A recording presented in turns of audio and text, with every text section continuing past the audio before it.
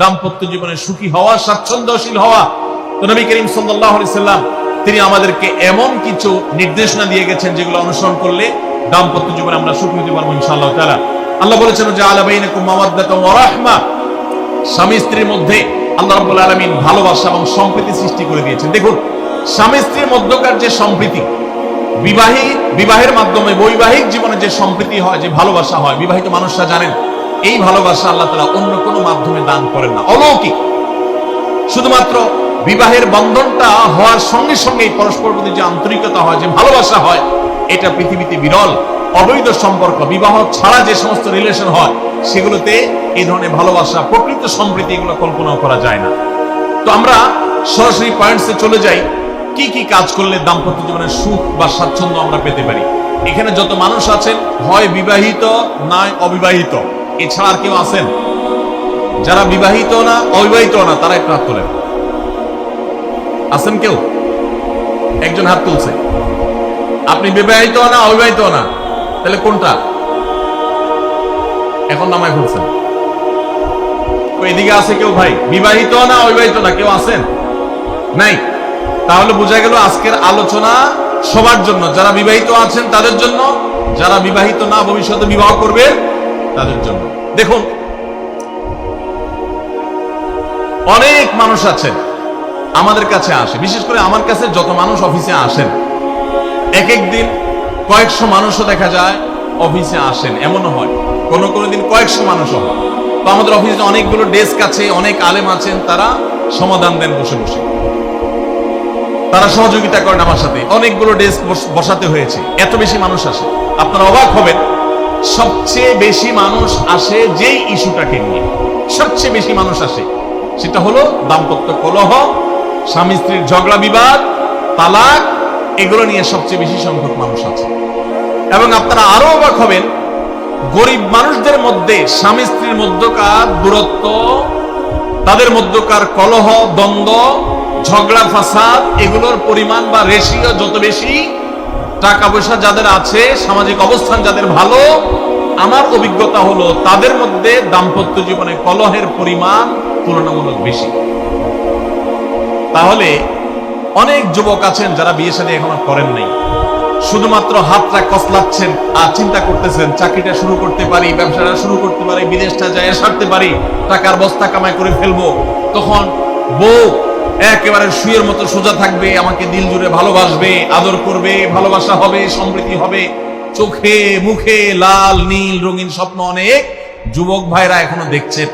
আপনাদেরকে বলছি, টাকা পয়সা দিয়ে দাম্পত্য জীবনে শান্তি কেনা যায় না। টাকা পয়সা এবং সামাজিক অবস্থান দিয়ে মানুষ সুখী হয় না। আমাদের কাছে অনেক মানুষ এসে চোখের পানি ফেলেন, তাদের সামাজিক অবস্থান অনেক মজবুত, তাদের সামাজিক স্ট্যাটাস কল্পনার অতীত, কিন্তু তারা পারিবারিকভাবে সুখী নন। আমানতদারিতার কারণে তাদের প্রাইভেসি রক্ষা করি আমরা, কখনো ইশারাঙ্গিত আমরা তাদের প্রাইভেসি ভঙ্গ হতে পারে সেভাবে বলি না। কিন্তু আমরা রেশিওটা আপনাদের সামনে পেশ করছি এজন্য, আপনারা যারা হাত কসলাচ্ছেন, যারা বেকার যুবক আছেন, যারা স্টুডেন্ট আছেন, যারা মনে করছেন যে টাকা পয়সা কামাই করে বস্তা ভরি, তারপরে আমি বিয়ে শাদী করে ফেললে সুখের সাগরে হাবুডুবু খাবো, আমি এরকম দেশ বিদেশ ঘুরতে থাকবো, এই রঙিন স্বপ্ন যারা দেখছেন তাদেরকে বলছি, বিশ্বাস করুন, সুখের সাথে এই টাকা পয়সা এবং সামাজিক অবস্থানের সম্পর্ক আপনি যতটা আছে মনে করেন বাস্তবে ততটা নাই। তাহলে কিসের সম্পর্ক? আসুন আমরা সেই জায়গায় চলে যাই। নাম্বার 1, সুখী দাম্পত্য জীবনের জন্য পুরুষ এবং নারী উভয়ের জন্য সর্বপ্রথম এবং প্রধান করণীয় হলো আল্লাহ তাআলার কাছে অনেক আগে থেকে দোয়া করতে থাকা, দরখাস্ত সাবমিট করা যে আল্লাহ, আমার পরিবার, আমার স্ত্রী, আমার অনাগত সন্তান সন্ততি যারা আসবে আমার বংশে, আমার ঘরে, আমার সংসারে, আমার পরিবারে, আল্লাহ আপনি তাদেরকে নেককার, তাদেরকে মুত্তাকিদের ইমাম এবং তাদেরকে এমন মানুষ বানিয়ে দেন যেন তারা চক্ষু শীতলকারী হয়। আপনাদেরকে একটা দোয়া শিখাতে চাই, অনেকে হয়তো জানেন, সূরা ফুরকানের ৭৪ নম্বর আয়াত। সূরার নাম কি বলেছি? ফুরকান। আয়াত নম্বর কত বলেছি? ৭৪।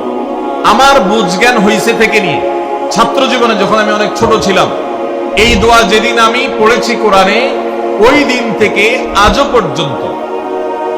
পর্যন্ত আমার মনে হয় না আমার জীবনে 2 মিনিটের কোনো দোয়াও যদি হয়, 1 মিনিটের দোয়াও যদি হয়, মুহূর্তের দোয়াও যদি হয়, আমি এই দোয়াটা কখনো মিস করি বলে, জ্ঞাতসারে মিস করি বলে আমার মনে পড়ে না। ছাত্র জীবন থেকে শুরু করেছি, আজও পড়ে যাচ্ছি। আলহামদুলিল্লাহ, আল্লাহর কাছে শুকরিয়া আদায় করে আপনাদেরকে বলতে পারি, এই দোয়ার সুফল আমি নিজের চোখে দেখেছি, আমি নিজে ভোগ করছি। এজন্য আপনাদেরকে আমি বলতে চাই, বিবাহিত হন কিংবা অবিবাহিত হন, আপনার দাম্পত্য জীবনের সুখের জন্য সর্বপ্রথম এবং প্রধান করণীয় হলো এই দোয়া। এর বাইরে আরো সাধারণভাবে আল্লাহ তাআলার কাছে দোয়া করতে থাকা, যেন আল্লাহ তাআলা আপনাকে এমন একজন জীবন সঙ্গী দেন। মা বোনরা দোয়া করবেন জীবন সঙ্গী, আপনারা দোয়া করবেন এমন যেন জীবন সঙ্গিনী দেন, যে জীবন সঙ্গী আপনার চোখ জোড়ানোর মতো হবে। দেখুন, আল্লাহর ভাষা এমন যে এই ভাষা তো অলৌকিক, এটা কোনো মানুষের ভাষা নয়। দোয়ার ভাষ্য লক্ষ্য করেন, আল্লাহ শিক্ষা দিচ্ছেন আমাদেরকে, রব্বানা হাবলানা মিন আজওয়াজিনা ওয়া যুররিয়াতিনা কুররাতা আয়ুন। হে আমাদের রব, আমরা আপনার কাছে এমন স্ত্রী চাই, এমন সন্তান চাই, এমন পরিবার চাই, যেই পরিবারের সদস্য, আমার স্ত্রী, আমার সন্তানরা আমার নয়ন জুড়াবে, আমার চোখ জুড়াবে, এরকম মানুষ চাই। একটু ভাষাটা লক্ষ্য করুন। আমরা সাধারণত দোয়া করলে কি চাই? আমরা এক একটা দিক চাই। ধরুন, আপনার স্ত্রী মাশাআল্লাহ অনেক সুন্দরী, অপূর্ব সুন্দরী, তিনি আল্লাহ তাআলা তাকে অনেক রূপ লাবণ্য দিয়েছেন, কিন্তু তার যদি চরিত্রটা খারাপ হয়, তাহলে এই স্ত্রীকে আপনার নয়ন জুড়াবে, চোখ জুড়াবে, চক্ষু শীতলকারী হবে? আপনার স্ত্রীর চরিত্র ভালো, দেখতে শুনতেও মাশাআল্লাহ সুন্দর, কিন্তু পড়ালেখা নাই, বুদ্ধি শুদ্ধি নাই, একটু বেকুব কিসিমের, তাহলে কি আপনার চোখ জুড়াবে? ভালো লাগবে? আপনার স্ত্রী শিক্ষা দীক্ষাও আছে, জ্ঞান গরিমায় মাশাআল্লাহ তিনি ভালো, রিচ, সমৃদ্ধ, আবার চেহারা সুন্দর, আবার তার মধ্যে তার চরিত্রের সমস্যা নেই, কিন্তু সমস্যা কি? সমস্যা ধরুন তার ভিতরে এমন রোগ আছে, শারীরিক রোগ, যেই রোগের কারণে আপনার জন্য সেটা বড় কঠিন পরিস্থিতির মুখোমুখি হতে হয়। ধরুন দুরারোগ্য কোনো ব্যাধি আছে, মরণ ব্যাধি আছে, এমন কোন রোগ আছে যেটার কারণে আপনাকেও সাফার করতে হয়, তাহলে এই স্ত্রী কি আপনার চোখ জোড়াবে? ঠিক একই কথা স্বামীর ক্ষেত্রে প্রযোজ্য, সন্তানের ক্ষেত্রে প্রযোজ্য। আল্লাহ তাআলা এমন একটা শব্দ শিক্ষা দিয়েছেন, দেখুন, আল্লাহর কাছে চাইতেও জানতে হয়। উল্টাপাল্টা দোয়া করলে দোয়া পূরণ হয়ে যাবে, কবুল হয়ে যাবে, কিন্তু আপনার কাজ হবে না। অনেক যুবক আছে আল্লাহর কাছে দোয়া করে, আল্লাহ বেশি না, 1,05,000 টাকা চাই। কত? 1,05,000। অনেক যুবক লিখে দেয় আমাদেরকে, হুজুর দোয়া করবেন বেশি না, আমি আল্লাহর কাছে 1,05,000 টাকা চাই। আল্লাহরে টার্গেট দিয়ে দিছে, কত লাগবে? 5 লাখ। কেন? একটা বাইক কিনবে। যুবক মানুষ, রাস্তাঘাটে বাইক ছাড়া চললে ভালো লাগে না, আর একটা ভালো সেট কিনবে, না হলে ফেসবুক স্ট্যাটাস ভালো করে দেওয়া যায় না, ছবি তুলে দেওয়া যায় না। সাইফুল্লাহ ভাই ছবি তুলে দিতে বলছেন না, মাহফিলের ছবি তোলা যায় না। আর কিছু টাকা দিয়ে ছোটখাটো একটা দোকান কিছু একটা করবে, বিয়ে শাদীর ব্যবস্থা করবে, বাস, বেশি কিছু চাই না। তো আল্লাহ তাআলা 5 লাখ টাকা ধরেন আপনাকে দিয়ে দিল, সাথে একটা রোগও দিয়ে দিল, ওই রোগে খরচ হবে 6 লাখ। তাহলে আপনার এই 5 লাখের কোনো মানে আছে?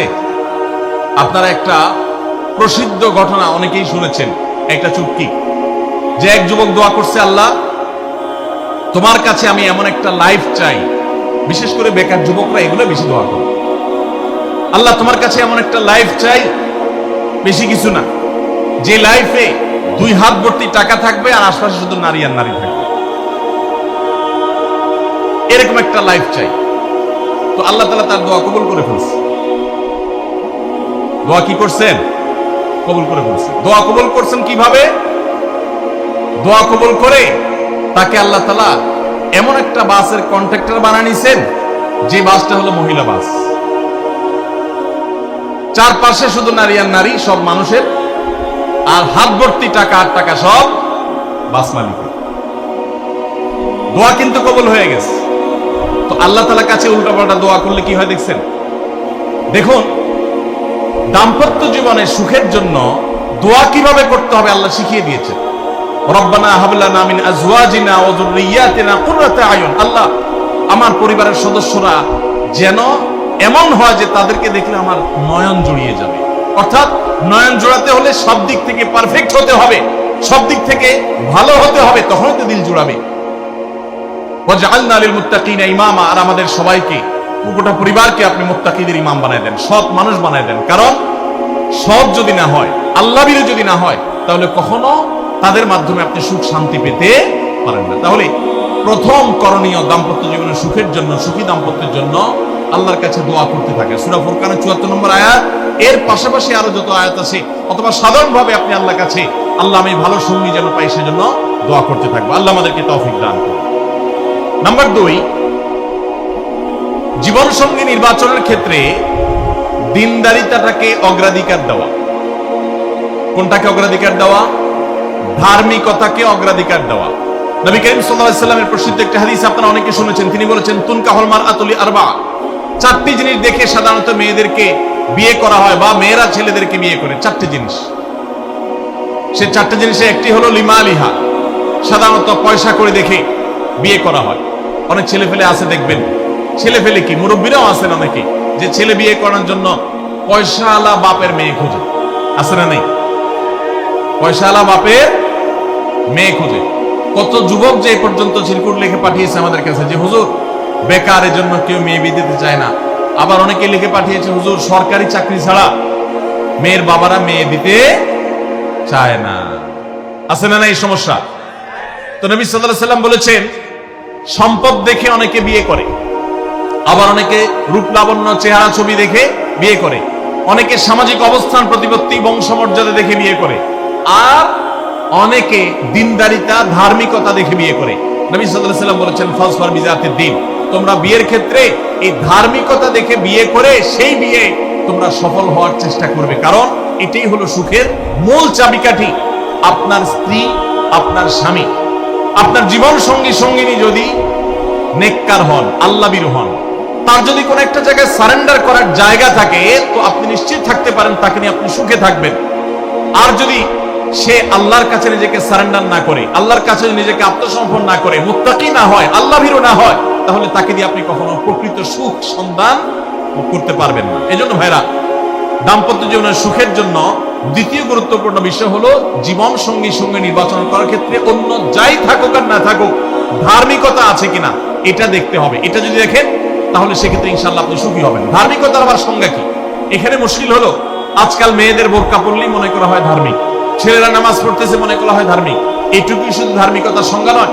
ধার্মিকতার সবচেয়ে বড় সংজ্ঞা হলো কোরআন এবং হাদিসের সামনে সে নিজেকে আত্মসমর্পণ করে কিনা, সে সারেন্ডার করে কিনা, আল্লাহর নির্দেশ পেয়েছে, রাসূলের নির্দেশ পেয়েছে, আল্লাহর নিষেধাজ্ঞা রয়েছে, সেই জায়গায় সে থেমে যায় আর সে আগে বাড়ে না, নিজেকে সমর্পণ করে দেয়, মাথা নত করে ফেলে। এরকম যদি হয় তাহলে সেই ছেলে নিয়েও সুখী থাকবেন, সেই মেয়ে নিয়েও সুখী থাকবেন। আমি বিশেষ করে মেয়ের বাবারা যারা নিজের মেয়ে বিয়ে দেওয়ার জন্য সরকারি চাকরিজীবী খুঁজেন, পয়সাওয়ালা খুঁজেন, বিভিন্ন বড় বড় পদে থাকা মানুষগুলোকে খুঁজে বেড়ান, আমি তাদেরকে বলি আপনার মেয়ের জন্য ফজরের নামাজের সামনের কাতারে থাকা যুবকগুলোকে খুঁজে বের করেন। এই যে যুবকরা চিৎকার করছে সবাই ফজর নামাজ পড়েন, আল্লাহ সব যুবককে ফজর নামাজ জামাতের সাথে পড়ার তৌফিক দান করুন। ভাইরা আমার, যেই ছেলে আল্লাহকে ভয় করে, যেই ছেলের ভিতরে কোরআন এবং হাদিসের কাছে আত্মসমর্পণ করার মতো মানসিকতা আছে, এই ছেলে আর যা হোক তার স্ত্রীকে কখনো কষ্ট দিবে। যেই মেয়ে কোরআন হাদিসের কাছে নিজেকে সমর্পণ করেছে, কোরআন হাদিস যেহেতু স্বামীকে শ্রদ্ধা করতে বলে, এই মেয়ে কখনো স্বামীর প্রতি অশ্রদ্ধা করবে না। অতএব দাম্পত্য জীবনের অনেক গুরুত্বপূর্ণ একটা পয়েন্ট হলো এটা, যে আপনি তার রূপ লাবণ্য, সামাজিক অবস্থান, সম্পদ, পয়সা কড়ি এগুলো দেখেন বা না দেখেন, প্রধান বিবেচ্য বিষয় হবে তার ধার্মিকতা। এটা যদি দেখেন ইনশাআল্লাহ দেখবেন যে আপনি সুখে থাকবেন। আল্লাহ তাআলা আমাদের সবাইকে দিকটাকে বিবেচনা করে আমাদের দাম্পত্য জীবনকে গড়ে তোলার তৌফিক দান করুন। তৃতীয় যে পয়েন্টটি বলতে চাই তা হলো দাম্পত্য জীবনের সুখের মূল মন্ত্র হলো সবর এবং শুকর। সবর এবং আমাদের দেশে সর্বস্তরে, শুধু দাম্পত্য জীবনে না, সব ক্ষেত্রে বেসবরি, ধৈর্যহীনতা, অসহিষ্ণুতা এটা এমন পর্যায়ে চলে গেছে, আপনারা পত্রিকার পাতা খুললেই দেখবেন যে বিয়ে বাড়িতে চিংড়ি মাছ দেওয়া হয়েছে সাইজ একটু ছোট, সেজন্য মারামারি হয়ে শুধু বিয়ে ভাঙছে তা না, 2-4 জন মারাও গেছে। শুনেন না আপনারা? মানে তা 4-5 দিন আগে নিউজ দেখলাম যে বিয়ের অনুষ্ঠানে সামান্য একটু কথা কাটাকাটিকে কেন্দ্র করে মেয়ের ভগ্নিপতি না খুব নিয়ারেস্ট একজনকে পিটিয়ে মেরেই ফেলেছে। ভাইরা আমার, এই ধরনের ঘটনা আপনারা শুনেন না? ঘরে ঘরে অসহিষ্ণুতা এবং ধৈর্যহীনতা। আমি একটা কথা প্রায় বলি, আপনারা কি জানেন কিয়ামতের ময়দানে আল্লাহর কাছে বান্দা কোন আমল করলে হিসেব ছাড়া জান্নাতে যাবে? জানেন কেউ? বলতে পারেন কেউ? ভাই, আল্লাহর কাছে হিসেব দিয়ে জান্নাতে যাওয়া কি সহজ কাম না কঠিন কাজ? আরে আল্লাহর কাছে তো অনেক দূরের কথা। আপনি যে প্রতিষ্ঠানে চাকরি করেন তার মালিকের কাছে, উপরস্থ বসের কাছে একেবারে পুঙ্খানুপুঙ্খ করে প্রতিটা পয়সার হিসাব দিয়ে একদম সবকিছুতে পারফেক্টনেস প্রমাণ করা, এটাই তো একটা কঠিন কাজ, দুঃসাধ্য কাজ। সেখানে সারা জীবনের হিসাব আল্লাহর কাছে দিয়ে পাই পাই করে তারপর আপনি জান্নাতে যাবেন, বিষয়টা এত সহজ না। তাহলে হিসেব ছাড়া আল্লাহ তাআলা এমনিতে বলবেন হিসাব টিসাব নাই, তোমাকে এমনি জান্নাতে দিলাম, এটা চান আপনারা? দেখুন কোরআনে কারীম আল্লাহ তাআলা বলছেন, ইন্নামা ইউওয়াফাস সাবিরুনা আজরাহুম বিগাইরি হিসাব। আল্লাহ বিনিময় দেওয়ার ক্ষেত্রে, সওয়াব দেওয়ার ক্ষেত্রে দুনিয়াতে যারা সবরকারী হবে, যারা ধৈর্যশীল হবে, যারা সহিষ্ণু হবে, যারা নিজেকে নিয়ন্ত্রণ করতে পারবে, এই সবরকারীদেরকে আল্লাহ তাআলা হিসেব ছাড়া দিবেন, তাদেরকে সওয়াব দিবেন হিসেব ছাড়া। তাহলে আপনি যখন আপনার কর্মস্থলে থাকবেন আপনাকে ধৈর্য ধারণ করতে হবে। আপনি যখন পাবলিক পরিবহনে উঠবেন আপনার মাথা ঠান্ডা রাখতে হবে। আপনি যখন আপনার বাসা বাড়িতে থাকবেন আপনার মাথা ঠান্ডা থাকতে হবে। মাথা গরম হয়ে যায় যাদের, হট মেজাজ যারা, কথায় কথায় মাথা গরম হয়ে যায়, ধৈর্যহীন হয়ে যায়, যেখানে সেখানে গন্ডগোল বাধায় দেয়, মারামারি বাধায় দেয়, ধৈর্য সহ্য বলতে কিছু নাই, এই লোকগুলো কিন্তু এই সৌভাগ্যবান মানুষদের কাতারে শামিল হতে পারবে না। ঠিক একই ভাবে দাম্পত্য জীবনে সুখী হতে হলে সবর এবং শকর, এই দুইটা মূল মন্ত্রের কোনো বিকল্প পথ খোলা নেই। সেটা স্বামীর জন্য প্রযোজ্য, স্ত্রীর জন্য প্রযোজ্য। স্বামী হিসাবে আপনি স্ত্রীর অনেক অনিয়মতা দেখতে পাবেন, অনেক কিছু দেখতে পাবেন, আপনার আকাঙ্ক্ষা, আপনার চাহিদা, প্রত্যাশার বিপরীত আপনাকে সবর করতে হবে। ভাইরা আমার, আমাদের প্রিয় নবী সাল্লাল্লাহু আলাইহি সাল্লামের দাম্পত্য জীবনে কিন্তু টুনটান সমস্যা হয়েছে। আপনারা মনে করতে পারেন নবী সাল্লাল্লাহু আলাইহি সাল্লামের ঘর, ওনার স্ত্রীগণ সাহাবী, তারা উম্মুল মুমিনিন আমাদের মা, এত মর্যাদাবান মানুষ তারা, তাদের আবার ঝামেলা হয়েছে। ভাই, দাম্পত্য জীবনে টুকটাক সমস্যা তাদেরও হয়েছে। প্রিয় নবী সাল্লাল্লাহু আলাইহি সাল্লাম নিজে একদিন বাসা ছেড়ে মসজিদে নববীতে এসে মন খারাপ করে বসেছিলেন, তিনি বাসায় যাচ্ছেন না, অভিমান করে। ওমর রাদিয়াল্লাহু তাআলা আনহু বিষয়টা বুঝতে পেরে তার মেয়ে যেহেতু নবী সাল্লাল্লাহু আলাইহি সাল্লামের স্ত্রী, তিনি সেখানে গিয়ে ভেতরে প্রবেশ করে তার সাথে কথা বলে তথ্য উদ্ঘাটন করে সেটা মিটমাট করার ব্যবস্থা করেছেন। স্বয়ং নবী করিম সাল্লাল্লাহু আলাইহি সাল্লামের জামাতা, ইসলামের চতুর্থ খলিফা আলী রাদিয়াল্লাহু তাআলা আনহু, তার মতো এত মর্যাদাবান মানুষ, তার ঘরে স্ত্রী হিসাবে আছেন কে? মুহাম্মদ সাল্লাল্লাহু আলাইহি সাল্লামের মেয়ে, জান্নাতের নারীদের সর্দার ফাতিমা রাদিয়াল্লাহু তাআলা আনহা। এত বড় মানুষ তারা, স্বামী স্ত্রী দুইজন, দুই দিককার নেতৃত্বে, একজন যুবকদের নেতৃত্ব দিবে, আরেকজন জান্নাতি যুবতীদের, নারীদের নেতৃত্ব দিবে। এত বড় মর্যাদাবান মানুষ, তাদেরও দাম্পত্য জীবনে কিন্তু টুনটান হয়েছে। একবার আলী রাদিয়াল্লাহু তাআলা আনহু এসে মসজিদে টানটান হয়ে শুয়েছিলেন মাটিতে, মনটা খারাপ, ঘরে একটু হালকা ঝামেলা হয়েছে, এই জন্য মসজিদে নববীতে এসে মাটিতে শুয়ে আছে। নবী করিম সাল্লাল্লাহু আলাইহি ওয়াসাল্লাম দেখে বুঝতে পেরেছেন, টের পেয়ে গেছেন যে কিছু একটা হয়েছে বাসায়। তখন তিনি জামাইকে ডেকে বললেন, কুমিয়া আবা তুরাব, এই মাটির বাপ, মাটিতে শুয়ে আছেন, এজন্য রসিকতা করে বললেন, এই মাটির বাপ উঠো, দাঁড়াও দেখি কি হয়েছে বলো। ভাইরা আমার, দাম্পত্য জীবনে টুকটাক সমস্যা হবেই হবে। যারা বিয়ে করেন নাই আগে থেকে প্রস্তুত থাকেন, বুকে পিঠে ছালার বস্তা সব বেঁধে রেডি থাকেন। বিশেষ করে সময় যেভাবে গড়াচ্ছে তাতে করে সামনে থেকে হেলমেট পরেও যাওয়া লাগতে পারে। শুধু যাওয়া না, বাসায় ঢোকার সময় বাইক থেকে নামার পর হেলমেটটা আগে খুলবেন না, আগে যা বুঝবেন পরিস্থিতি কি, তারপর হেলমেট খুলবেন। বুঝেন নাই? দাম্পত্য জীবনে টুকটাক সমস্যা হবেই, এটা প্রত্যাশিত। মনে রাখবেন, এই জিনিসটা যদি আপনি আগে থেকে মাথায় রাখেন তাহলে আপনার কষ্ট অনেকখানি দূর হয়ে যাবে। আমরা অনেকে আকাশ থেকে নেমে পড়ি, কি বলে, এত বড় সাহস, এই কথা বলতে পারে, কেন ভাই আশ্চর্য হচ্ছেন কেন? এর চেয়ে বেশি কথা বলতে পারে? মাথা বাড়ি মারছে? আরে ভাই ছুরি মারে নাই যে শুকর আদায় করে। বুঝেন নাই কথা? একই কথা বোনদের জন্য প্রযোজ্য। আমার মা বোন যারা শুনছেন তাদেরকে বলছি, আপনার স্বামীর একটা কথা শুনে আপনি আকাশ থেকে নেমে পড়ছেন, আকাশ ভেঙে পড়ছে মাথার উপরে। কি এটা বললো সে? আপনি ডিপ্রেসড হয়ে যাচ্ছেন। আরে বোন ডিপ্রেসড হচ্ছেন কেন? এটা কেন? আরো শক্ত কথা আপনাকে বলতে পারে, এটা আপনি মাথায় রাখেন। কারণ দিন শেষে তিনি মানুষ, তার ভুল হতে পারে, একটা সময় তিনি তার ভুল বুঝতে পারেন। দাম্পত্য জীবনে যদি স্বামী স্ত্রী উভয়ে যদি ধৈর্যশীল না হয়, সবরকারী না হয়, হুটহাট রিয়াকশন করে ফেলে, কখনো দাম্পত্য জীবনে সুখী হওয়া সম্ভব নয়। মনে রাখতে হবে, একসাথে থাকতে গেলে, দুইটা পাতিল একসাথে থাকতে গেলে টুনটান লাগে না? বাধে হয় না? আপনার কাছে যদি কেউ এসে গাল গল্প দেয়, দেখবেন অনেকে গাল গল্প দেয়। গাল গল্প দেওয়া লোক আছে না নাই? ভাই 30 বছর সংসার করেছি, জীবনে আমাদের একটা কথা হয়নি। ডাহা মিথ্যু,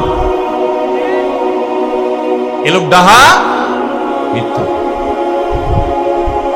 আপনার 50 বছরের সংসারে কোনো বিষয় হয় না। হ্যাঁ, ঝগড়া করেন না সেটা ভিন্ন বিষয়, কিন্তু ভিন্ন মত হবে না, দ্বিমত তৈরি হবে না, নিজেদের মধ্যে ভুল বুঝাবুঝি তৈরি হবে না, একবারও হবে না জীবনে, অসম্ভব। মুহাম্মদ সাল্লাল্লাহু আলাইহি সাল্লামের ঘরে যদি হয়ে থাকে, আলী রাদিয়াল্লাহু তাআলা ফ্যামিলিতে যদি হয়ে থাকে, সাহাবীদের ঘরে ঘরে যদি হয়ে থাকে, আপনি কে? মনে রাখবেন, এই সমস্ত ডাহা মিথ্যা কথা শুনে আপনি চিন্তা করেন, হায় হায় রে, তাহলে আমার বউটা এত ডাইনি। আর মহিলা চিন্তা করে, আমি স্বামীটা এত মানুষ, কত বড় ডাকাত। দেখো তারা স্বামী স্ত্রী জীবনে কোনো কথা হয় না, আর আমার স্বামী ডেইলি একবার মা বাপ তুলে না গালি গালাজ করলে তার বাটের পেটে ভাত হজম হয় না। এই সমস্যাগুলো আছে না নাই? ভাইরা আমার, সবর করার জন্য, সবর করা সহজ হবে আগে থেকে যদি প্রস্তুত থাকেন যে এই সমস্যা হবে। আশরাফ আলী থানভী রাহমাতুল্লাহর নাম শুনছেন আপনারা? ভারত মহাদেশের এমন একজন আলেম ছিলেন, খুব বিচক্ষণ মানুষ ছিলেন, অনেক বিদগ্ধ মানুষ ছিলেন, অনেক বড় আল্লাহওয়ালা ছিলেন, নেককার মানুষ ছিলেন। তো থানভী রাহমাতুল্লাহর কাছে এক লোক এসে বলল, হুজুর, আমার বাসায় যখনই যাই দরজাটা খুলতে দেরি, আমার মাথার উপরে আকাশ ভেঙে পড়তে দেরি নেই। যেটাই করি, বাজার করে এনে তার হাতে দিলেও রাগ, রাখলেও রাগ, আমার সাথে সারাদিন শুধু ঘেউ ঘেউ করে, আর সহ্য করতে পারি না। আমার কোনো দোয়া দুরুদ আমল শিখায় দেন যে আমার এই বাসার অত্যাচারটা যেন থামে। তো থানভী রাহমাতুল্লাহ বললেন যে, শুনো, তোমার একটা বুদ্ধি শিখাই দেই, দোয়া দুরুদ না। বুদ্ধি হলো, এখন থেকে বাসায় গিয়ে দরজা নক করবা, যে নক করার আগে 1 মিনিটের মোরাকাবা করবা। কি করবা? মোরাকাবা বুঝেন? ধ্যান। ধ্যান এটা কল্পনার জগতে ডুবে যাবা 1 মিনিটের জন্য, জাস্ট 60 সেকেন্ড। কি ধ্যান করবা? দরজায় যায় থামবা, থেমে চোখ বন্ধ করে মাথাটা নিচু করে চিন্তা করবা, আমার ঘরের ভিতরে একটা কুকুর আছে, আর কুকুর মানুষ দেখলে কি করবে? ঘেউ ঘেউ করবে। অতএব এটাতে আমার রাগ হওয়ার তো কিছু নেই। কুকুর কেন ঘেউ ঘেউ করছে এটা জিজ্ঞেস করার তার এক বোকামি। অতএব এটা আমি মাথায় কিছু নেব না, ইগনোর করবো। কুকুর থাকলে কুকুর তো ঘেউ ঘেউ করবেই, এটা চিন্তা করে এরপরে বিসমিল্লাহ পড়ে নক করবা। তো এই বুদ্ধি অনুযায়ী পরের দিন আসছে বাসা, আগে 1 মিনিট মোরাকাবা করছে, এরপরে দরজা নক করছে। যথারীতি দরজা খোলার পরেই শুরু হয়ে গেছে যুদ্ধ, ইউক্রেন রাশিয়া, এখন ইসরায়েলিরা। যুদ্ধ শুরু হয়ে যাওয়ার পর অন্যান্য দিন সেও টুকটাক রিয়াকশন করে, হাতাহাতি, বকাবকি, দুই পক্ষ থেকে টুকটাক হামলা পাল্টা হামলা হইতো। কিন্তু আজকে সেই লোকটা আর হামলা টামলা তার করা দূরের কথা, উল্টা সে মিটমিট করে হাসতেছে, এবং একটা পর্যায়ে আর নিয়ন্ত্রণ করতে না পারে ফিক করে হাসিয়ে দিচ্ছে। এবার বউ চিন্তা করতেছে কাহিনী কি? কারণ যারা ঝগড়া করে তাদের সাথে পাল্টা ঝগড়া না করলেও কিন্তু মেজাজ গরম হয়। কদিন আগে শুনছেন না পত্রিকায় যে এক মহিলা স্বামীর ডিভোর্স দিছে, কেন? কারণ স্বামী ঝগড়া করে না। কদিন আগে পত্রিকা দেখছে। এই মহিলা যখন দেখছে স্বামী হাইসা দিছে, সে এবার ঝগড়া করে থামায় বলতেছে, ঠান্ডা মাথা বলছে, কাহিনী কি বলো তো, তুমি হাসতেছো কেন? বল না, কিছু না। সে তো বলবে না। স্বামী মনে করছে হয়তো অন্য কোনো কাহিনী আছে, কোনোভাবে উদ্ধার করতে পারে না। পরের দিন আবার সেম কাহিনী, আবারও হেসে দিচ্ছে। মহিলা চিন্তা করছে ব্যাপার কি, বলে না আজকে তো তোমার একদিন কি আমার একদিন, বলতেই হবে তোমার। কেন তুমি হাসতেছো? আমার ঝগড়ার বিনিময়ে তুমি ঝগড়া না করে হাসতেছো, অপমান করতেছো। আমার ঝগড়ার কোনো দাম নাই? আমি কি কথা বলতেছি না, এগুলো কোনো মূল্য নাই? যখন চেতে যাচ্ছে এবার বলতেছে, শোনো তুমি যেহেতু জোরই করতেছো, তাইলে আমি বলি, আমি গেছি এক হুজুরের কাছে, হুজুর আমার এই বুদ্ধি শিখাই দিছে, আমি সেই বুদ্ধি অনুযায়ী চিন্তা করি। এখন আমি চোখের সামনে যখন চিন্তা করি যে কুকুর গেউ করতেছে, আমার হাসি আসে। বউ চিন্তা করে, কি বললা তুমি? তাহলে তুমি এই মনে করো আমারে? এবার থেকে বেচারে ঝগড়া করার আগেই তার থেমে যায়, চিন্তা করে হায় হায় আমি ঝগড়া করলে তো সে মনে মনে আমার ওইটা চিন্তা করে। বুঝতে পারছেন?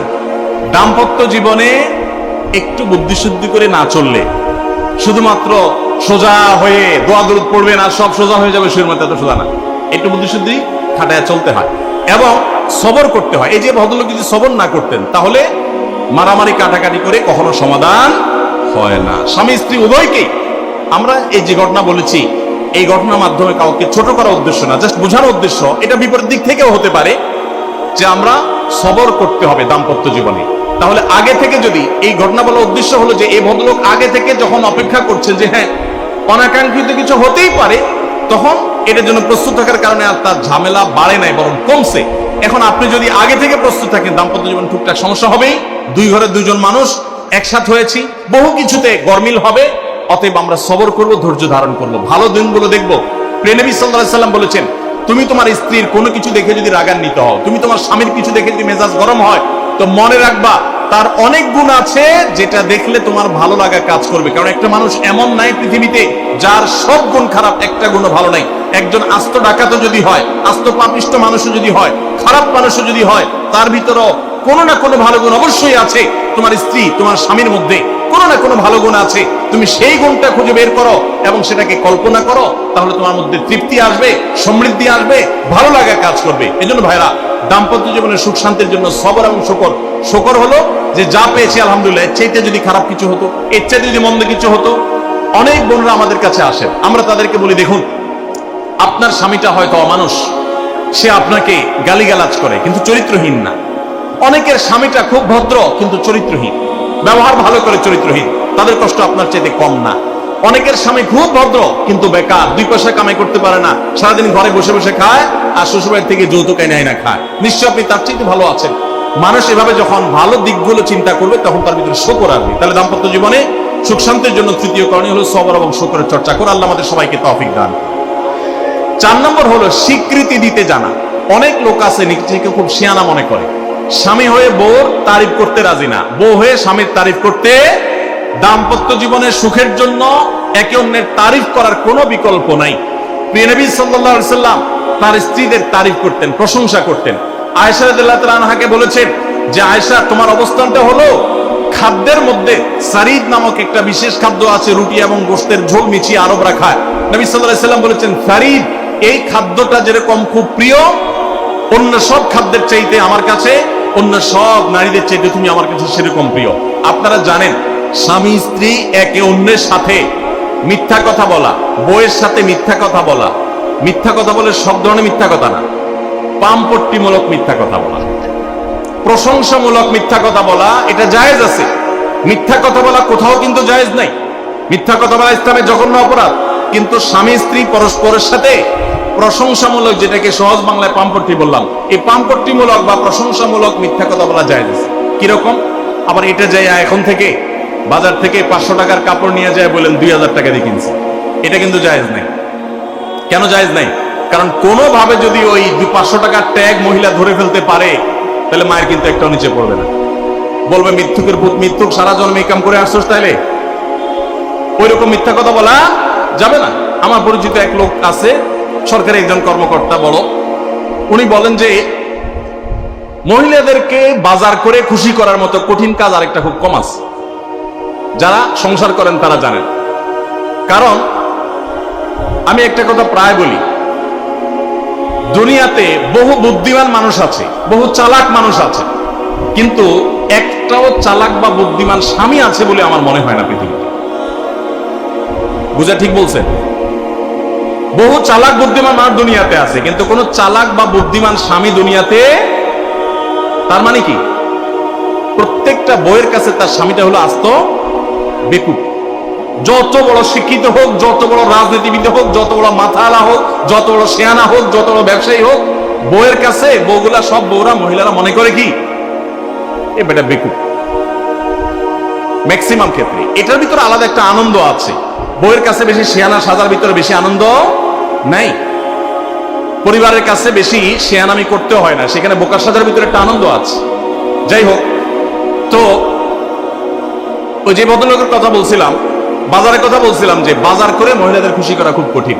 আপনি গোশত কিনেন, মাছ কিনেন, যাই কিনেন, তারা খুব কমই সন্তুষ্ট থাকে বেশিরভাগ ক্ষেত্রে। সব মেয়েদের কথা বলছি না। কেন সন্তুষ্ট থাকে না? কারণ তারা আশা করে আরো কম দামে কিনবেন, আরো কম দামে কিনবেন। আপনি জিতে গেলে তারা খুশি, হেরে গেলে আপনারা বকা দিবে সে।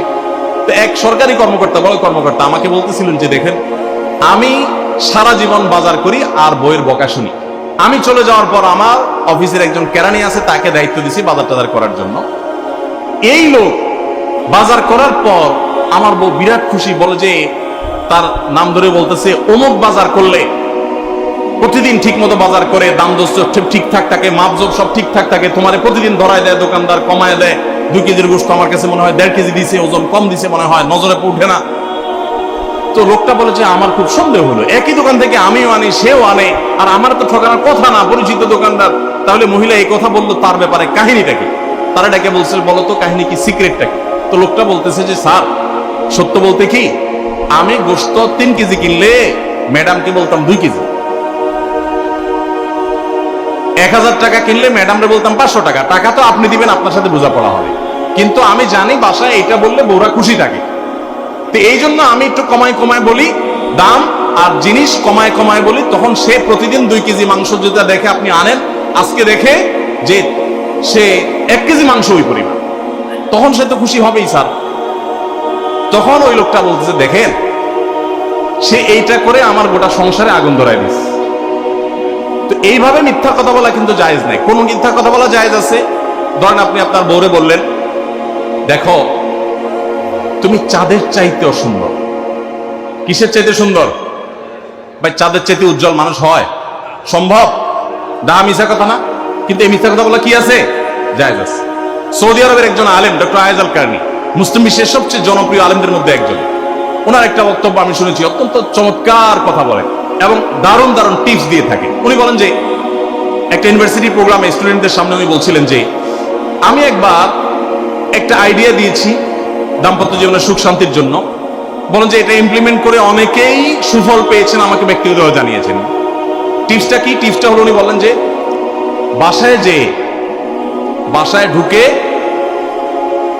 মাঝে মধ্যে, সবসময় করলে আবার মাইর ধরে খাবেন, যখন দেখবেন বউয়ের মুড টুড ভালো আছে, বাসায় ঢুকে আস্তে করে লাইটের সুইচটা অফ করে দিবেন।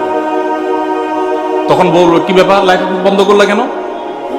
তখন বলবেন যে দেখো, বাসায় আসলে তোমার চেহারার উজ্জ্বলতা থাকলে আর এই লাইটটার দরকার হয় না।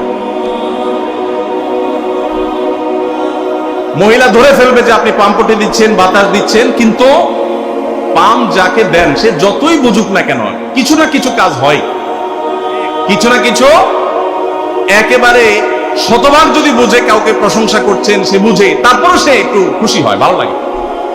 তো উনি বললেন যে শরবত বানায় আনছে বয়ে, তখন বলবেন যে চিনি দিও না, চিনি দিও না। তারপর বউরে বলবেন যে আঙ্গুলটা একটু চুবাই দাও। কেন? কারণ তুমি আঙ্গুলটা চুবাই দিলে ওটা চিনি চাইলে বেশি মিষ্টি লাগে। এই যে কথাগুলো, এই কথাগুলো আসলে সত্য কথা না। তো এই টাইপের কথা স্বামী স্ত্রীর মধ্যে মিথ্যা হলেও সেটা কি আছে? জায়েজ আছে। ভাইরা আমার, এই জন্য দাম্পত্য জীবনে সুখ শান্তির জন্য একে অন্যকে ভালোবাসা, প্রশংসা করতে জানা, বিশেষ করে স্বীকৃতি দিতে জানা, ভালো গুণগুলোর কথা বলা, এটা হারিয়ে গেছে। অনেকে মনে করে যে না, ভালো গুণ বললে মাথায় উঠবে। এটা ভুল। মাথায় উঠবে সেটা ব্যালেন্স করার জন্য আপনাকে অন্য কাজ করতে হবে, কিন্তু তাহলে প্রশংসা করতে কার্পণ্য করা যাবে না, স্বীকৃতি দিতে হবে। 5 নম্বর হলো, দাম্পত্য জীবনের সুখ শান্তির জন্য একে অন্যের যে কনসার্নের জায়গাগুলো আছে, ইস্যুগুলো আছে, এগুলোকে মাথায় রেখে চলতে হয়। যেমন আপনি স্বামী হিসাবে বউয়ের বাপের বাড়ির মানুষদের বদনামি থাকলেও করবেন না। তারা কৃপণ, তারা অনেক সমস্যা আছে, এগুলো থাকলেও বউয়ের কাছে করবেন না। কারণ কোনো মেয়ের কাছে নিজের বাপ মা, নিজের ভাই বোনের কোনো দোষ শুনতে ভালো লাগে। আপনি তার কাছে বললে সমাধান হবে না, তো বরং অশান্তি বাড়বে। তাহলে কি লাভ? আপনি এগুলো ভেতরে ভেতরে রাখেন, সবকিছু বলতে যান না। এবং তাদের পারলে আরো প্রশংসা করেন যে আমার শাশুড়ির রান্নাটা খুব ভালো, মাশাআল্লাহ, আমার শ্যালকের এই গুণটা খুবই ভালো, আমার শ্যালিকার ওই গুণটা ভালো। যত বেশি তার বাপের ভাই তারিফ করবেন, দেখবেন যে আপনার ঘর পুরাই শান্তি। ঠিক একই ভাবে মা বোনরা যারা আছেন তারা স্বামীদের দুর্বল পয়েন্টগুলোকে মাথায় রাখবেন। যে কথা বললে স্বামী স্ত্রী উভয় জানেন যে যেটা বললে তার মনে কষ্ট হয় সেটা তাকে বলবেন না। অনেক মহিলা আছে বাহিরের রান্নার তারিফ শুনলে তার মাথা নষ্ট হয়ে যায়, আছে না নেই? যে ঘরে এসে বাইরের রান্নার তারিফ শুনতে চাই না। তাহলে বাইরের রান্না ভালো হইলেও এগুলোকে ভালো বলবেন না, চুপচাপ থাকবেন, মিথ্যা বলার দরকার নেই। তাহলে এই বিষয়গুলো মাথায় রেখে চলা যে কি বললে তার কষ্ট হয়, ইনশাআল্লাহ এতে দাম্পত্য জীবনে সুখ শান্তি হবে। এর পাশাপাশি 6 নম্বর হলো সময় দেওয়া। আজকাল দাম্পত্য জীবনের সবচেয়ে বড় সমস্যা হলো, তরুণ বন্ধুরা ভালো করে শুনে রাখেন, বিয়ে যারা করবেন ভবিষ্যতে আরো ভালো করে শুনে রাখেন, এই মোবাইল ফোন আমাদের দাম্পত্য জীবনকে ধ্বংস করার অন্যতম কারণ। অতএব আল্লাহর ওয়াস্তে মোবাইলগুলোকে নিয়ন্ত্রণ করেন, মোবাইলগুলোকে নিয়ন্ত্রণ করেন। বাসায় ঢোকার আগে মোবাইলের গলা চিপে বন্ধ করেন, এরোপ্লেন মুড করেন। ফ্যামিলিকে একান্তে কিছু সময় দেন। সারাক্ষণ খাচ্ছেন মোবাইল টিপতে টিপতে, ওই যে কৌতুক আছে না যে মোবাইল টিপতে টিপতে খাচ্ছে, খায়া ডাইল মনে করে পানি ঢেলে নিছে পাতে। খাওয়ার সময় এবার চিন্তা করতে বলতেছে যে কি দিয়ে রান্না করছো, লবণ দাও না ডাইলে, আসলে ঢেলে নিছে কি পানি। তো মোবাইল টিপতে টিপতে যদি মানুষ সংসারে স্বামী স্ত্রী একে অন্যের সাথে সময় কাটায়, তাহলে দাম্পত্য জীবনে অশান্তি নিশ্চিত। যত অশান্তি এবং যত ঝগড়া, যত ভুল বোঝাবুঝি আমাদের ফ্যামিলিগুলোতে হয়, এর অন্যতম প্রধান কারণ হলো এই মোবাইল এডিকশন, মোবাইল আসক্তি। স্বামী বলেন স্ত্রী বলেন উভয় একান্তে স্বামী স্ত্রী বাসা বাড়িতে অবস্থান যতদিন করবেন, ব্যবসা বাণিজ্য কাজ কাম আল্লাহর হস্তে, এগুলো সব জমা রেখে তারপর স্বামী স্ত্রী এক অন্যকে সময় দিবেন, ইনশাআল্লাহ দাম্পত্য জীবনের সুখ শান্তি আসবে। 7 নম্বর পয়েন্ট হলো, যেটা আমি একটু আগে বলে ফেলেছি, সেটা হলো অন্যের সুখের মিথ্যা গল্প শুনতে যাবেন না। অর্থাৎ আপনার কাছে কেউ যদি বলে দোস্ত বলিস না, তোর ভাবি তার রান্না তার আচরণ, এই যে গল্পগুলো দিবে না, এগুলো শুনবেন না। সাথে সাথে বলবেন যে বেটা হয় চাপাবাজি করতেছে আর না হলে শয়তান এগুলো আমাকে শোনাচ্ছে, আমাকে অশান্তি সৃষ্টি করবার জন্য। মহিলাদের ক্ষেত্রে এটা প্রযোজ্য, যে অনেক মহিলা এসে বলবে ভাবি আপা কি বলবো, আর আপনার ভাই এত কেয়ারিং, কি যে যত্ন করে আমারে, আমার দিক খুব খেয়াল রাখে, একটু সমস্যা হতে দেয় না, বাইরে গেলে একটু পর পর ফোন দিয়ে মেসেজ দিয়ে খবর নেয়। বুঝবেন যে সাক্ষাৎ শয়তান হাজির হয়ে গেছে। এই লোক হয়তো সৎ উদ্দেশ্যে বলছে, কিন্তু শয়তান তাকে দিয়ে বলাচ্ছে আপনাকে অশান্তিতে ফেলার জন্য। মনে রাখবেন, যারা নিজেদের তারিফ করে তারা হয়তো পজিটিভ মানুষ দেখে তারিফ করে, তাদের সংসারে এমন এমন অশান্তি হয় যেগুলো হয়তো আপনাদের হয় না, শুধুমাত্র শয়তান ওইগুলো আপনার সামনে হাজির করছে। খবরদার, ওইগুলো দেখে খুব সহজে একে অন্যের প্রতি জাজমেন্ট করতে যাবেন না। তাহলে দাম্পত্য জীবনে সুখ শান্তির জন্য অন্যের সুখের মিথ্যা গল্প শুনতে যাবেন না। যদি সত্য গল্পও হয় তবুও মনে রাখবেন যে হয়তো সে একটা দিক তুলে ধরছে, তাদের আরো চ্যাপ্টার আছে সেটা তারা তুলে ধরছে না, তাদের চেয়ে আমরা আলহামদুলিল্লাহ কম সুখে নেই। নিজেদের পজিটিভ গুলো দেখার চেষ্টা করবেন। 8 নম্বর, ক্ষমা করতে শেখা। দেখুন, ক্ষমা করতে না পারলে দাম্পত্য জীবনে কেন কোন জীবনে আপনি কখনো সুখী হতে পারবেন না। সবকিছুকে অনেক বড় করে দেখবেন না, অনেক কিছুকে ক্লোজ করবেন, ছোট করবেন। এবং মনে রাখবেন আল্লাহ তাআলা ক্ষমাশীলকে ভালোবাসেন। কোরআনে আল্লাহ তাআলা একাধিক জায়গা বলেছেন যারা ক্ষমা করে আল্লাহ তাদেরকে ভালোবাসেন। আপনি যদি বলেন যে কতবার ক্ষমা করব, যতবার আপনি আল্লাহর কাছে ক্ষমা আশা করেন, আপনি আপনার স্ত্রীকে, আপনি আপনার স্বামীকে, আপনার জীবন সঙ্গীকে, যে কোনো মানুষকে ততবার ক্ষমা করবেন। আপনি জীবনে একই পাপ কতবার করেন আল্লাহ মাফ করবেন আশা করেন না, তাহলে আপনার আল্লাহর বান্দাকে কেন আপনি ক্ষমা করবেন না? বিধায় ক্ষমা করা এটা শিখতে হবে। কখনো কোনো ভুল হয়েছে বুঝতে পারলে পণ্ডিতের আকরের সাথে সাথে ভুল স্বীকার করা জানতে হবে, যে হ্যাঁ এটা আমি ভুল করেছি। হ্যাঁ, এটা স্বীকার করলে সে একটু মাথায় উঠে যাবে, সে একটু লাই পেয়ে যাবে, পাক। কিন্তু এটা একটা ভালো গুণ, পরবর্তীতে এটাকে ব্যালেন্স করতে পারবেন অন্যভাবে। ভুল স্বীকার করবেন। মেয়েদের সাথে বিশেষ করে যখন ঝগড়াঝাটি হয়, কোনো কিছু হয়, মনে করেন ঝগড়া তুমুল আকারে চলে গেছে, এখন আপনার স্ত্রী আপনার মৃত্যুদণ্ড জারি করবেন, জাস্ট এটা বাকি আছে। এই টাইমটাতে আপনি যদি চান যে এই রাগের পারদকে পাতাল থেকে মুহূর্তের ভিতর, আমি আকাশ থেকে মুহূর্তের ভিতরে পাতালে নামায় আনবো, আগুনের সাথে সাথে পানি করব, একটা বুদ্ধি, একটা কাজ করবেন, সাথে সাথে পানি হয়ে যাবে। সেটা কি? এতক্ষণ যা তর্ক করছেন এখন বলেন যে আসলে তুমি ঠিক বলছো, আমার তো ভুল, ব্যাস দেখবেন যে আগুন পানি হয়ে গেছে সাথে সাথে। তো ভুল স্বীকার করতে পারে, এটা শুধু স্বামীরা না, স্ত্রীদের ক্ষেত্রে একই কথা প্রযোজ্য। এটা অনেক বড় একটা গুণ। বিশেষ করে ক্ষমা করতে পারা। ক্ষমা করতে যারা পারে না তাদেরকে আল্লাহ ভালোবাসেন না। আল্লাহ তাআলা বলেছেন যে আল্লাহ তাআলা ক্ষমাশীল মানুষদেরকে ভালোবাসেন। বিধায় আমরা ক্ষমা করতে শিখবো ইনশাআল্লাহ। 9 নম্বর হলো শয়তান যে সমস্ত জায়গাতে ধোঁকা দেয় এই জায়গাগুলোকে ক্লিয়ার রাখা। যেমন একটা পয়েন্ট বলি, স্বামী স্ত্রীর মধ্যে কিছু কিছু জিনিস প্রাইভেট থাকতে পারে। আপনার স্ত্রী আপনার শ্বশুর বাড়িতে ফোনে কথা বলেছে, কি বলেছে, আম্মা তোমার সাথে কি বলেছে, তোমার আব্বা কি বলেছে, তোমার ভাই কি বলেছে, ব্যক্তিগত বিষয়গুলো খুব বেশি খোঁচাখুচি করে জানতে যাবেন না। এগুলো জানতে গেলে অশান্তি হবে। এবং অনেক সময় দেখা যেতে পারে কোনো কিছু দেখে আপনার সন্দেহ হয়েছে, তাহলে এটা পেটের ভিতর রাখবেন না। আবার খারাপ ভাবে উপস্থাপন না করে সুন্দরভাবে উপস্থাপন করুন যে আমার কাছে এরকম মনে হয়েছে। তাতে সাময়িক ঝগড়া হোক, কিন্তু আপনি ক্লিয়ার হয়ে যাবেন এবং নিজেদের মধ্যে কোনো ঝামেলা থাকবে না। শয়তান বিশেষ করে ওয়াসওয়াসা, কুমন্ত্রণা, সন্দেহের রোগ দিয়া দাম্পত্য জীবনে সবচেয়ে বেশি অশান্তি তৈরি করে। এই জন্য সন্দেহকে কোনো স্থান দিবেন না। যখনই সন্দেহ আসবে বুঝবেন যে শয়তান এটা সৃষ্টি করছে। সর্বশেষ 10 নম্বর হলো শাসন করার যদি কখনো দরকার হয়, স্বামী হোক আর স্ত্রী হোক বা সাধারণ মানুষের ক্ষেত্রে এটা প্রযোজ্য, রাগের মাথায় কখনো শাসন করবেন না। শাসন করতে হলে মাথা গরম হয়ে গেছে একটু সবর করবেন, ঠান্ডা মাথায় শীতল মাথায় তারপরে শাসন করবেন। যখন রাগ উঠছে তখন কিছু বলতে যাবেন না। আপনার রাগ উঠছে আজকে, আপনি নিয়ত করেন আগামী 24 ঘন্টা পর এটার আমি বিচার করব, একটা বিহিত করব, এটার আমি কিছু একটা করে ছাড়বো। 24 ঘন্টা টাইম নেন, ইনশাআল্লাহ আপনি নিশ্চিত থাকেন 24 ঘন্টা পর যদি আপনি এটা নিয়ে বসেন তাহলে আপনার এই বসাটা অনেক বেশি হবে ন্যায়সঙ্গত।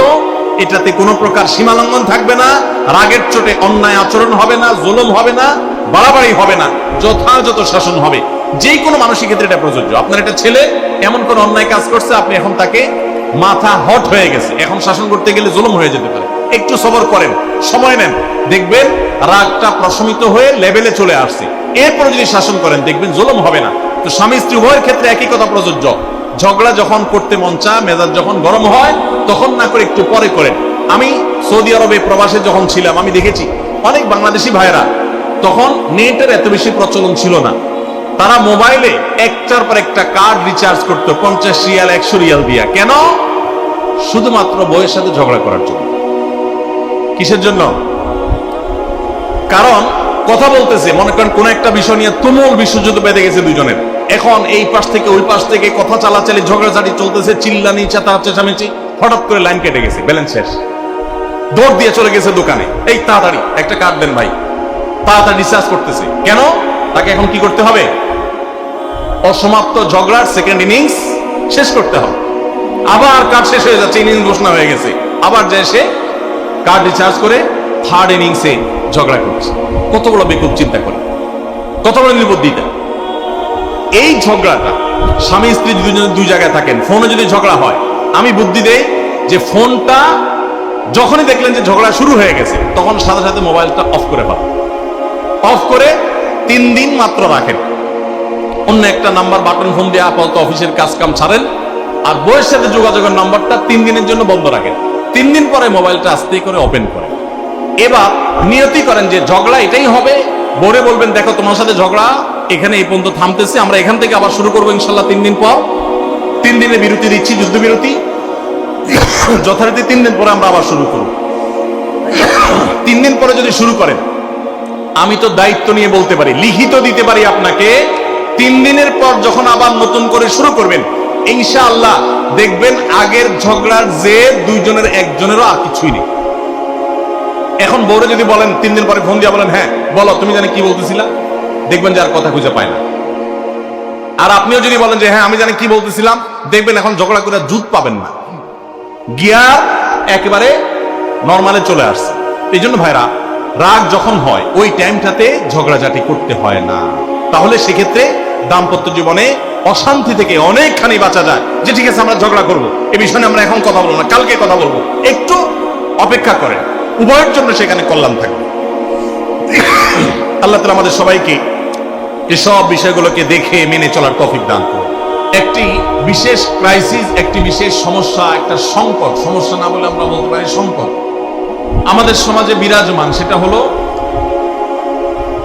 আমাদের মুসলমানদের একটা বড় সুখের জায়গা ছিল, একটা তৃপ্তির জায়গা ছিল যে আমাদের সাংসারিক জীবন, আমাদের দাম্পত্য ব্যবস্থা এবং পারিবারিক ব্যবস্থাপনা পৃথিবীর যে কোনো সভ্যতার, যে কোনো ধর্মের, যে কোনো কালচারের মানুষের চাইতে আমাদের ভালো ছিল। আলহামদুলিল্লাহ এখনো পর্যন্ত আমাদের পারিবারিক ব্যবস্থাপনা পৃথিবীর অনেক বিশেষ, আমি একটা কথা প্রায় বলি, ইউরোপিয়ানরা, আমেরিকানরা, পৃথিবীর উন্নত দেশগুলো, তারা অবকাঠামোতে, শিক্ষায় তারা অনেক ক্ষেত্রে আমাদের চাইতে শত শত বছর এগিয়ে আছে।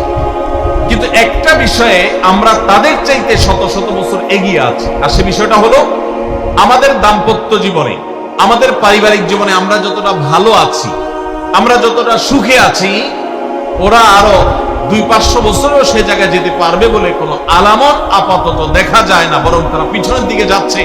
তাদের সোনালী অতীত তারা হারিয়ে এসেছে। আমরা এখনো পারিবারিক জীবনে যতটা সুখ ভোগ করি, আমাদের দেশে, আমাদের সমাজে, মুসলমানদের মধ্যে সন্তানের সাথে মা বাবার যে বন্ডিং, বোঝাপড়া, ভাই বোনের পরস্পরের যে বোঝাপড়া, আমাদের স্বামী স্ত্রীর মধ্যকার যে সম্পর্ক, যে ভালোবাসা, যে সম্প্রীতি, যে সৌহার্দ্য, যে মমতা, যে স্নেহ এখনো পর্যন্ত বিরাজ আছে। পশ্চিমারা, ইউরোপিয়ানরা এগুলো কল্পনাও করতে পারে না। তারা জানেই না যে আমাদের এই সমাজে পারিবারিক সুখ এবং শান্তি আমরা এখনো কতটা উপভোগ করছি।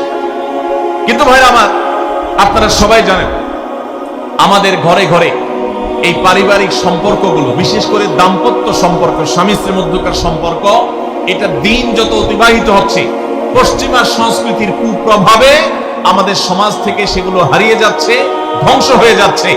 ভাই ভাইয়ের মধ্যে যে সম্পর্ক আগে ছিল সেটা এখন আগের মতো নেই। ওদের চাইতে ভালো আছে, কিন্তু আমরা আগের চাইতে তুলনামূলক খারাপের দিকে চলে যাচ্ছি। স্বামী স্ত্রীর মধ্যকার যে সুসম্পর্ক ছিল সেটা কি এখন আছে? কি বলেন, আছে? বিবাহ বিচ্ছেদ, আগে পুরো থানায় একটা বিবাহ বিচ্ছেদের ঘটনা গোটা থানার মানুষকে নাড়িয়ে দিত, গোটা ইউনিয়নের মানুষকে নাড়িয়ে দিত। আর এখন আপনারা জানেন বিবাহ হইতে দেরি, ভাঙতে দেরি নেই। চায়না মালও আরো বেশি সময় লাস্টিং করে। দাম্পত্য সম্পর্কগুলো এতটাও লাস্টিং করে না।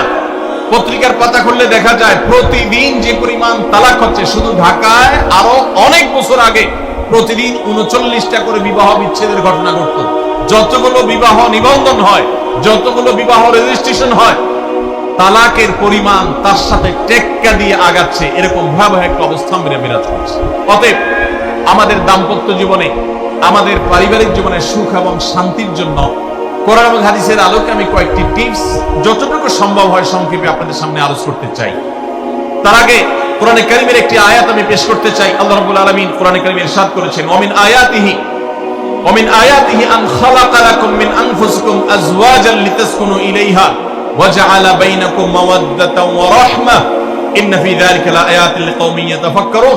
আল্লাহ বলেছেন, তোমাদের পুরুষদের মধ্য থেকেই তোমাদের স্ত্রীগণকে সৃষ্টি করা হয়েছে। এর মানে সকল স্বামী থেকেই সকল স্ত্রী সৃষ্টি হয়নি। এর মানে প্রথম মানুষ আদম আলাইহিস সালাম থেকে প্রথম নারী, প্রথম পুরুষ আদম থেকে প্রথম নারী হাওয়াকে আল্লাহ তাআলা সৃষ্টি করেছেন তার বাম পাঁজরের হাড় থেকে।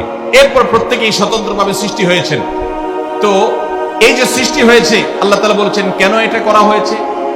আদম আলাইহিস সালামকে সৃষ্টি করেছেন, তিনিই তো যথেষ্ট ছিলেন। আবার নারী হিসেবে হাওয়াকে কেন সৃষ্টি করলেন? আল্লাহ বলেছেন লিতাসকুনু ইলাইহা, যাতে করে তোমরা প্রশান্তি লাভ করতে পারো, একে অন্যের মাধ্যমে তোমাদের দুনিয়ার জীবনটা উপভোগ্য হয়, তোমরা যেন সুখে স্বাচ্ছন্দ্যে জীবন কাটাতে পারো, তোমরা যেন সুখে থাকতে পারো।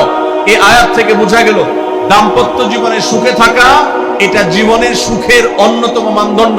যার দাম্পত্য জীবনে সুখী না, সে অনেক সম্পদশালী হতে পারে, অনেক প্রভাবশালী হতে পারে, অনেক পদের অধিকারী হতে পারে, অনেক বড় দায়িত্বশীল হতে পারেন, অনেক বড় নেতা হতে পারেন, অনেক বড় পরিচিত পপুলার মানুষ হতে পারেন। তিনি সুখী না। সুখের অন্যতম বড় একটা প্যারামিটার হলো দাম্পত্য জীবনে সুখী হওয়া, স্বাচ্ছন্দ্যশীল হওয়া। তো নবী করিম সাল্লাল্লাহু আলাইহি সাল্লাম তিনি আমাদেরকে এমন কিছু নির্দেশনা দিয়ে গেছেন যেগুলো অনুসরণ করলে দাম্পত্য জীবনে আমরা সুখী হতে পারবো ইনশাআল্লাহ তাআলা। আল্লাহ বলেছেন যে আলা বাইনাকুম মাওয়াদ্দাতান ওয়া রাহমা, স্বামী স্ত্রীর মধ্যে আল্লাহ রাব্বুল আলামিন ভালোবাসা এবং সম্প্রীতি সৃষ্টি করে দিয়েছেন। দেখুন, স্বামী স্ত্রীর মধ্যকার যে সম্প্রীতি, বিবাহের মাধ্যমে বৈবাহিক জীবনে যে সম্প্রীতি হয়, যে ভালোবাসা হয়, বিবাহিত মানুষরা জানেন এই ভালোবাসা আল্লাহ তাআলা অন্য কোনো মাধ্যমে দান করেন না। অলৌকিক, শুধুমাত্র বিবাহের বন্ধনটা হওয়ার সঙ্গে সঙ্গেই পরস্পর প্রতি যে আন্তরিকতা হয়, যে ভালোবাসা হয়, এটা পৃথিবীতে বিরল। অবৈধ সম্পর্ক, বিবাহ ছাড়া যে সমস্ত রিলেশন হয়, সেগুলোতে এই ধরনের ভালোবাসা, প্রকৃত সম্প্রীতি, এগুলো কল্পনাও করা যায় না। তো আমরা সরাসরি পয়েন্টসে চলে যাই, কি কি কাজ করলে দাম্পত্য জীবনের সুখ বা স্বাচ্ছন্দ্য আমরা পেতে পারি। এখানে যত মানুষ আছেন, হয় বিবাহিত নয় অবিবাহিত, এছাড়া আর কেউ আছেন যারা বিবাহিত না অবিবাহিত না? তারা একটু হাত তোলেন। আছেন কেউ? একজন হাত তুলছে। আপনি বিবাহিত না অবিবাহিত না? তাহলে কোনটা? এখন নামায় ফেলছেন। এদিকে আছে কেউ? ভাই বিবাহিত না অবিবাহিত না? কেউ আছেন? নাই? তাহলে বোঝা গেল আজকের আলোচনা সবার জন্য। যারা বিবাহিত আছেন তাদের জন্য, যারা বিবাহিত না ভবিষ্যতে বিবাহ করবেন তাদের জন্য। দেখুন, অনেক মানুষ আছেন আমাদের কাছে আসে, বিশেষ করে আমার কাছে যত মানুষ অফিসে আসেন, এক এক দিন কয়েকশো মানুষও দেখা যায় অফিসে আসেন, এমনও হয় কোনো কোনো দিন কয়েকশো মানুষও হয়। তো আমাদের অফিসে অনেকগুলো ডেস্ক আছে, অনেক আলেম আছেন, তারা সমাধান দেন বসে বসে, তারা সহযোগিতা করেন আমার সাথে। অনেকগুলো ডেস্ক বসাতে হয়েছে, এত বেশি মানুষ আসে। আপনারা অবাক হবেন, সবচেয়ে বেশি মানুষ আসে যে ইস্যুটাকে নিয়ে, সবচেয়ে বেশি মানুষ আসে সেটা হলো দাম্পত্য কলহ, স্বামী স্ত্রীর ঝগড়া বিবাদ, তালাক, এগুলো নিয়ে সবচেয়ে বেশি সংখ্যক মানুষ আছে। এবং আপনারা আরো অবাক হবেন, গরিব মানুষদের মধ্যে স্বামী স্ত্রীর মধ্যকার দূরত্ব, তাদের মধ্যকার কলহ, দ্বন্দ্ব, ঝগড়া, ফাসাদ, এগুলোর পরিমাণ বা রেশিও যত বেশি, টাকা পয়সা যাদের আছে, সামাজিক অবস্থান যাদের ভালো, আমার অভিজ্ঞতা হলো তাদের মধ্যে দাম্পত্য জীবনে কলহের পরিমাণ তুলনামূলক বেশি। তাহলে অনেক যুবক আছেন যারা বিয়ে শাদী এখনো করেন নাই, শুধুমাত্র হাতটা কসলাচ্ছেন আর চিন্তা করতেছেন চাকরিটা শুরু করতে পারি, ব্যবসাটা শুরু করতে পারি, বিদেশটা যাই সারতে পারি, টাকার বস্তা কামাই করে ফেলবো। তখন বউ একেবারে শুয়ের মতো সোজা থাকবে, আমাকে দিল জুড়ে ভালোবাসবে, আদর করবে, ভালোবাসা হবে, সমৃদ্ধি হবে। চোখে মুখে লাল নীল রঙিন স্বপ্ন অনেক যুবক ভাইরা এখনো দেখছেন। আপনাদেরকে বলছি, টাকা পয়সা দিয়ে দাম্পত্য জীবনে শান্তি কেনা যায় না। টাকা পয়সা এবং সামাজিক অবস্থান দিয়ে মানুষ সুখী হয় না। আমাদের কাছে অনেক মানুষ এসে চোখের পানি ফেলেন, তাদের সামাজিক অবস্থান অনেক মজবুত, তাদের সামাজিক স্ট্যাটাস কল্পনার অতীত, কিন্তু তারা পারিবারিকভাবে সুখী নন। আমানতদারিতার কারণে তাদের প্রাইভেসি রক্ষা করি আমরা, কখনো ইশারাঙ্গিত আমরা তাদের প্রাইভেসি ভঙ্গ হতে পারে সেভাবে বলি না। কিন্তু আমরা রেশিওটা আপনাদের সামনে পেশ করছি এজন্য, আপনারা যারা হাত কসলাচ্ছেন, যারা বেকার যুবক আছেন, যারা স্টুডেন্ট আছেন, যারা মনে করছেন যে টাকা পয়সা কামাই করে বস্তা ভরি, তারপরে আমি বিয়ে শাদী করে ফেললে সুখের সাগরে হাবুডুবু খাবো, আমি এরকম দেশ বিদেশ ঘুরতে থাকবো, এই রঙিন স্বপ্ন যারা দেখছেন তাদেরকে বলছি, বিশ্বাস করুন, সুখের সাথে এই টাকা পয়সা এবং সামাজিক অবস্থানের সম্পর্ক আপনি যতটা আছে মনে করেন, বাস্তবে ততটা নাই। তাহলে কিসের সম্পর্ক? আসুন আমরা সেই জায়গায় চলে যাই। নাম্বার 1, সুখী দাম্পত্য জীবনের জন্য পুরুষ এবং নারী উভয়ের জন্য সর্বপ্রথম এবং প্রধান করণীয় হলো আল্লাহ তাআলার কাছে অনেক আগে থেকে দোয়া করতে থাকা, দরখাস্ত সাবমিট করা যে আল্লাহ, আমার পরিবার, আমার স্ত্রী, আমার অনাগত সন্তান সন্ততি যারা আসবে আমার বংশে, আমার ঘরে, আমার সংসারে, আমার পরিবারে, আল্লাহ আপনি তাদেরকে নেককার, তাদেরকে মুত্তাকিদের ইমাম এবং তাদেরকে এমন মানুষ বানিয়ে দেন যেন তারা চক্ষু শীতলকারী হয়। আপনাদেরকে একটা দোয়া শিখাতে চাই, অনেকে হয়তো জানেন, সূরা ফুরকানের ৭৪ নম্বর আয়াত। সূরার নাম কি বলেছি? ফুরকান। আয়াত নম্বর কত বলেছি? ৭৪। আমার বুঝজ্ঞান হইছে থেকে নিয়ে ছাত্র জীবনে যখন আমি অনেক ছোট ছিলাম, এই দোয়া যেদিন আমি পড়েছি কোরআনে, ওই দিন থেকে আজও পর্যন্ত আমার মনে হয় না আমার জীবনে 2 মিনিটের কোনো দোয়াও যদি হয়, 1 মিনিটের দোয়াও যদি হয়, মুহূর্তের দোয়াও যদি হয়, আমি এই দোয়াটা কখনো মিস করি বলে, জ্ঞাতসারে মিস করি বলে আমার মনে পড়ে না। ছাত্র জীবন থেকে শুরু করেছি, আজও পড়ে যাচ্ছি। আলহামদুলিল্লাহ, আল্লাহর কাছে শুকরিয়া আদায় করে আপনাদেরকে বলতে পারি, এই দোয়ার সুফল আমি নিজের চোখে দেখেছি, আমি নিজে ভোগ করছি। এজন্য আপনাদেরকে আমি বলতে চাই, বিবাহিত হন কিংবা অবিবাহিত হন, আপনার দাম্পত্য জীবনের সুখের জন্য সর্বপ্রথম এবং প্রধান করণীয় হলো এই দোয়া। এর বাইরে আরো সাধারণভাবে আল্লাহ তাআলার কাছে দোয়া করতে থাকা, যেন আল্লাহ তাআলা আপনাকে এমন একজন জীবন সঙ্গী দেন। মা বোনরা দোয়া করবেন জীবন সঙ্গী, আপনারা দোয়া করবেন এমন যেন জীবন সঙ্গিনী দেন, যে জীবন সঙ্গী আপনার চোখ জুড়ানোর মতো হবে। দেখুন, আল্লাহর ভাষা এমন যে এই ভাষা তো অলৌকিক, এটাতে কোনো মানুষের ভাষা নয়। দোয়ার ভাষ্য লক্ষ্য করেন, আল্লাহ শিক্ষা দিচ্ছেন আমাদেরকে, রব্বানা হাবলানা মিন আজওয়াজিনা ওয়া যুররিয়াতিনা কুররাতা আয়ুন। হে আমাদের রব, আমরা আপনার কাছে এমন স্ত্রী চাই, এমন সন্তান চাই, এমন পরিবার চাই, যেই পরিবারের সদস্য আমার স্ত্রী, আমার সন্তানরা আমার নয়ন জুড়াবে, আমার চোখ জুড়াবে, এরকম মানুষ চাই। একটু ভাষাটা লক্ষ্য করুন।